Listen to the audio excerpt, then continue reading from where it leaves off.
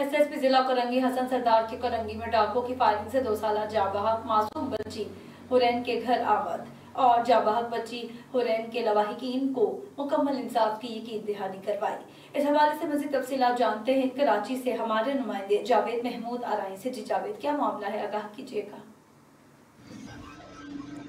जी बिल्कुल, एसएसपी जिला कोरंगी हसन सरदार की कोरंगी में फायरिंग से जांबाज बच्ची के घर आमद।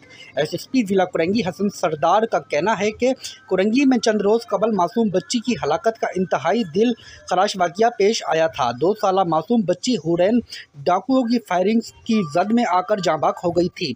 अफसोसनाक वाक़या शहरी से मोटरसाइकिल छीनने के दौरान पेश आया था। इस मौके पर एसएसपी जिला कोरंगी हसन सरदार ने बच्ची के लवाहिकीन को मुकम्मल इंसाफ की यकीन दहानी करवाई। एसएसपी जिला कोरंगी हसन सरदार ने कहा कि मैं खुद आपके इस दुख में बराबर का शरीक हूँ। एसएसपी जिला कोरंगी हसन सरदार न्याजी ने मासूम बच्ची के लवाहिकीन से ताज़ियत की और दुआएं भी की गई।